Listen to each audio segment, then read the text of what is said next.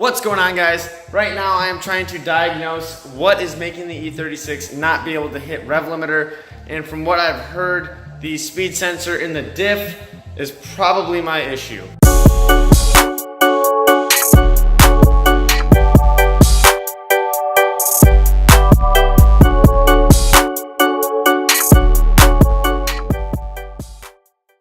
So since I put the welded in, I guess I didn't really try to hit limiter, but ideally I can take this old speed sensor off of the old diff that is out of the car and install it on the car.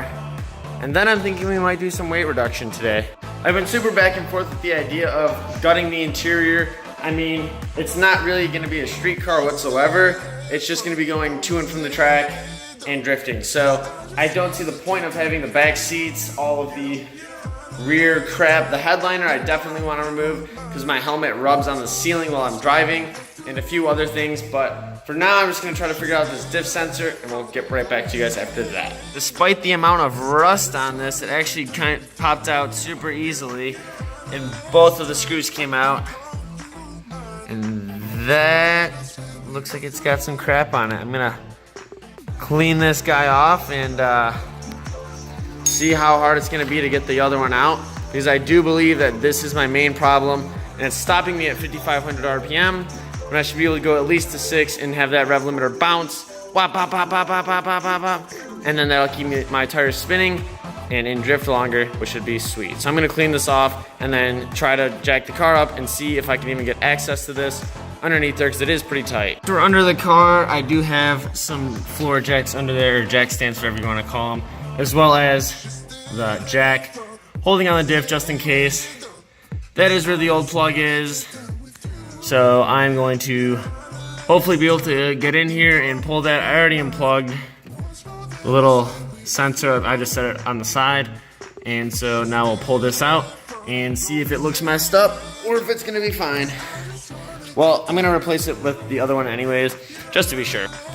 Well, it looks like I found my problem, guys. Well, at least I hope. Look how much metal is on that sensor. This could be, let me get a better grip on my phone. This is probably from the diff being freshly welded. There it is. And that's just the extra shrapnel that's flying around in there. And I'm hoping that by replacing this, just swapping the other one in, because this sensor does look a little more gross than the other one, that metal is just the main thing messing it up, because up until I went to the track I didn't really have any issues with it, and then as soon as I got it out there I realized that, hey, I can't rev past 5,500, but that thing is gross. Cleaned up pretty nice, just wiped it down, sprayed a little cleaner on there, and clean enough. So after wiping that off, look at this, just metal on that sensor. That is pretty nasty stuff. So hopefully the clean one fixes it. New sensor in, plugged in, and bolted in. Time to lower it down and see what happens. Before, the car would sit right at 5,500, and when I would get to that point, it would just hold it and go, and it wouldn't do anything. It wouldn't go farther than that. It literally just stays there, and that's what was making it even more difficult to drift last time, because I couldn't just bounce on that limiter, which is gonna keep me in the power band a little bit better, and it's not just gonna try to like sit and just not move. So I'm hoping that it works while I'm moving in gear as well, but for now let's just do a little test.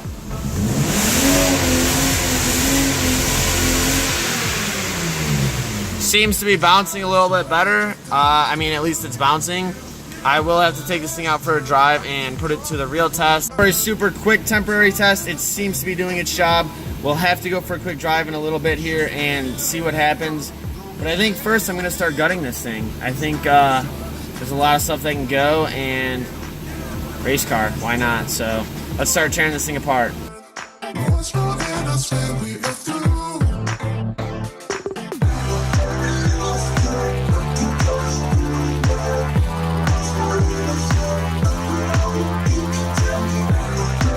So it's been maybe 5 minutes.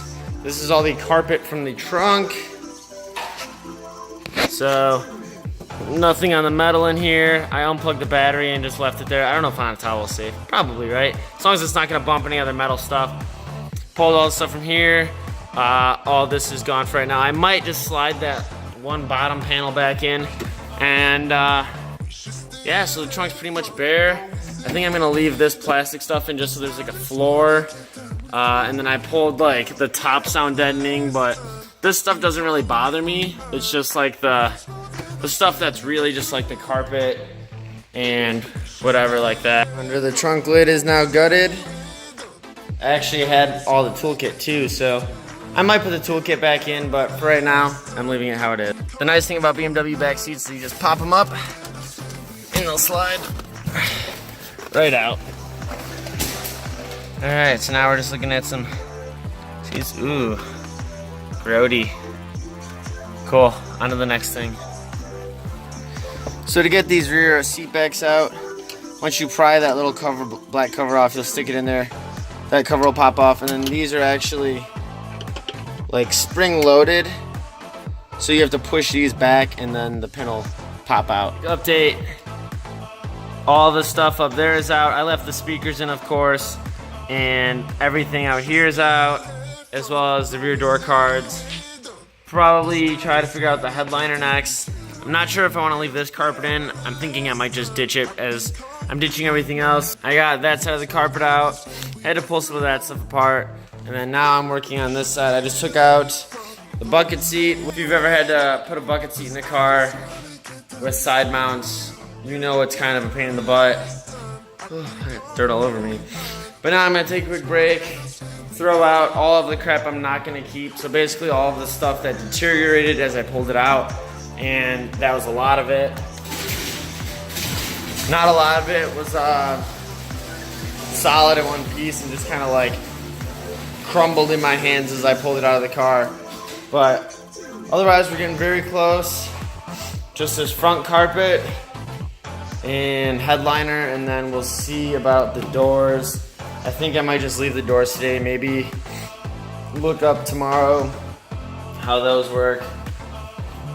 But yeah, we're moving along.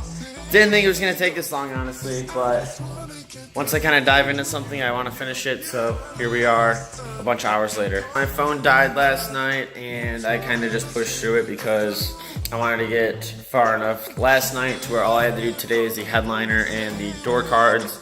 So let me show you what I've done so far and what I'm going to do next. I don't know if I talked about this last night, so I'm just gonna go over it again. Pulled the bucket seat, brackets. This is just some garbage carpet. It came out in like some chunks. When I was just pulling on it, it started to rip apart, so it's whatever. So, no carpet anywhere in here.